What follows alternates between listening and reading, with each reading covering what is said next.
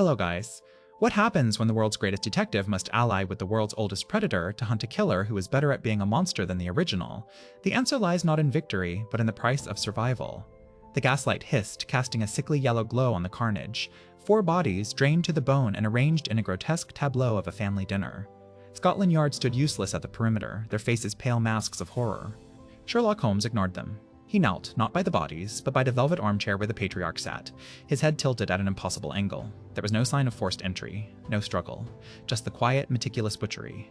He ran a gloved finger along the armrest, a faint residue, almost invisible. Aconite, wolfsbane, a theatrical touch. The killer hadn't just mimicked the methods of the great vampire, he was refining them, turning them into a purer, more symbolic form of terror. This wasn't a crime of passion, it was a sermon written in blood. The killer was an artist, and London was his canvas. Lestrade finally broke the silence, his voice a ragged whisper. "It's him again, Holmes, the Carpathian copyist, the papers are calling him. How does he do it? No witnesses, no sounds." Holmes stood, his grey eyes sweeping the room, seeing not just the scene but the cold logic that structured it. "He doesn't need to be silent when he has their permission, Inspector. He walks through the front door because they invite him in. He is a predator who understands the most fundamental human weakness, the desire to believe in something more powerful than oneself. The police were hunting a man. Holmes knew he was hunting an idea. And an idea this potent, this terrifying, required a specialist. It required someone who knew the original manuscript.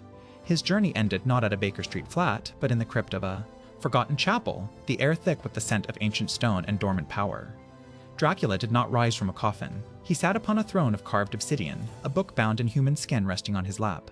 He was not the feral beast of myth, but a being of immense chilling stillness. His eyes, ancient and weary, held the weight of centuries. "You seek my counsel, detective." His voice was not a hiss, but a low, resonant rumble that vibrated in Holmes's bones.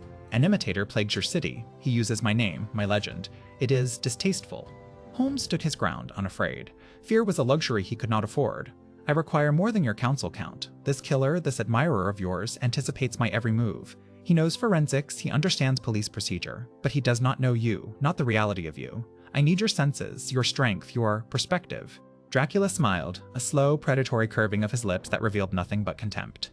"And what do you offer in return, mortal? Your intellect? I have feasted on the minds of philosophers and kings. Your wit is a parlor trick." "I offer you a challenge," Holmes countered, his voice sharp and precise.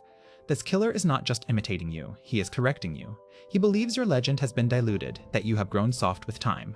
He is building a new church in your name, and his gospel is fear, pure and undiluted. He is making you obsolete. I offer you the chance to reclaim your legacy, to remind the world what true terror looks like." The Count's eyes narrowed. For the first time, a flicker of something that wasn't boredom appeared in their depths. It was rage, cold and ancient. He rose from his throne, a fluid shadow of immense power. "This is not an alliance, Mr. Holmes. It is a contract. You will provide the mind, I will provide the muscle. We will find this heretic, and when we do, his punishment will be mine to administer. You will watch, and you will learn the difference between deduction and damnation."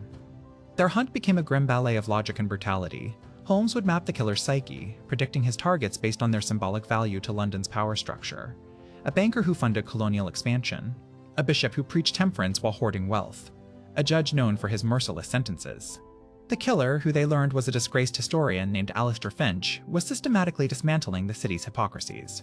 Finch believed society was a disease, and he was the cure, using the vampire mythos as his scalpel. His ideology was seductive in its nihilism. He left journals at each scene, filled with philosophical diatribes that twisted Dracula's predatory nature into a righteous crusade against the corrupt.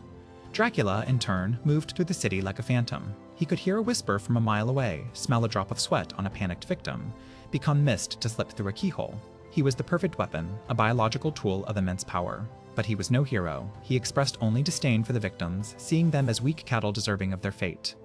The tension between the two was a razor's edge.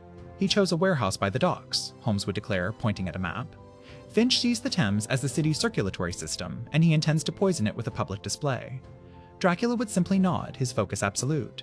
"The scent of his ink is on the west wind. He is there now, writing his next sermon." They arrived to find Finch's trap, not for them, but for the police. A series of acid-filled barrels set to flood the wharf. While Holmes frantically worked to disarm the complex mechanism, a puzzle of wires and pressure plates designed to test his intellect, Dracula dealt with Finch's disciples. These were not mindless thralls, but educated, disillusioned men and women who had been swayed by Finch's vision. They fought with calculated fervor. Dracula did not fight them, he broke them. There was no glory, only the wet snap of bone and the choked gasp of a zealot realizing their savior was just a beast. One dying woman, a former university lecturer, locked eyes with Holmes as Dracula's shadow fell over her. "You see?" she coughed, blood staining her lips. "He purifies. He ends the lie." Holmes won the battle of the barrels, but the woman's words echoed in his mind. They were not fighting a madman. They were fighting a faith. The betrayal came, as it always does, from a place of perceived trust.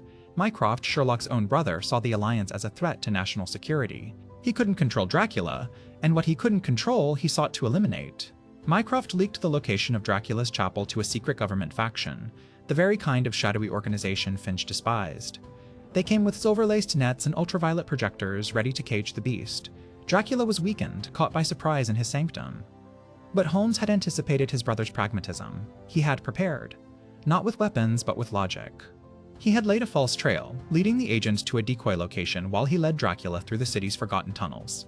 "Your brother tried to have me killed," Dracula snarled, his body smoking from a glancing blow from a UV lamp. "He made a calculated risk," Holmes replied calmly, not stopping. "He weighed your utility against the danger you represent. A simple equation." "There is nothing simple about betrayal, Detective." "It is the most predictable of all human actions," Holmes stated, his voice flat. "It is born of self-preservation. Finch understands this. Your brother understands this. It is the engine of history." They were equals in that moment, not partners. Two cold intellects, one mortal, one immortal, both utterly alone in their understanding of the world. They knew Finch's final act would be at Buckingham Palace, not to kill the Queen, but to make a statement.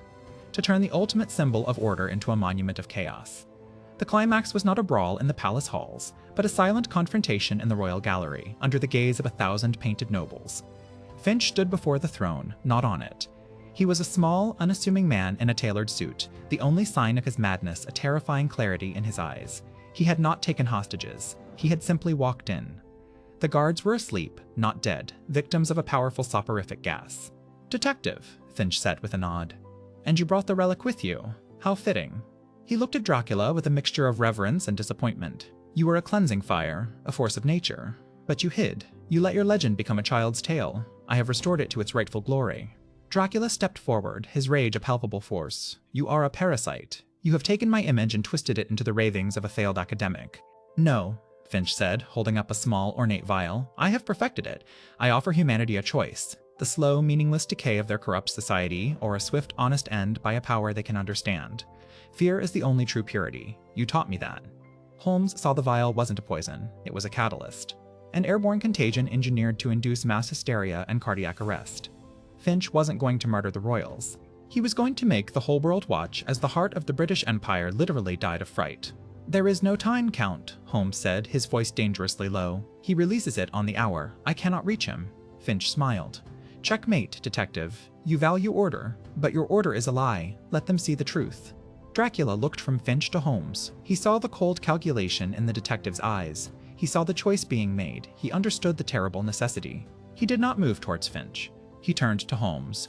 "My legacy is not one of philosophy, it is one of power. Remember this." Then, he was no longer a man. He became a swarm. A shrieking vortex of bats and shadow that filled the gallery. It did not attack Finch. It enveloped him, engulfed him. There was a single muffled scream cut short. The swarm contracted, then vanished. All that was left was a faint, dark stain on the marble floor and the ornate vial, which rolled to a stop at Holmes's feet. The silence that followed was absolute. Dracula reformed, standing where Finch had been, his face unreadable. He had not just killed the man. He had unmade him. He had erased him from existence, body and soul. The government agent stormed in moments later, finding Holmes alone with the vial. The threat was neutralized. Order was restored. Holmes never told them what happened. He allowed them to believe he had outwitted Finch, that the killer had taken his own life. The contract was fulfilled. Dracula vanished back into the shadows of history, his legend now secured not by a copyist, but by the silence of the world's greatest detective. Sherlock stood on the balcony of his flat, looking out at the waking city. He had won. He had saved the crown, the city, the established order. But he had done it by sanctioning an act of monstrous absolute annihilation. He had used a demon to kill a devil, and in doing so, had acknowledged that some problems were beyond the reach of human logic. He had looked into the abyss, and instead of it looking back, it had offered him a solution. A solution that now haunted his every waking thought. The world was safe, but Sherlock Holmes, the man of pure reason, now carried the weight of an eternal secret, a compromise that stained his soul far deeper than any crime he had ever investigated. The story reminds us that the line between a monster and a savior is sometimes drawn not by intention, but by necessity. What terrible bargains would you strike to preserve your world? Like, share, and subscribe for more.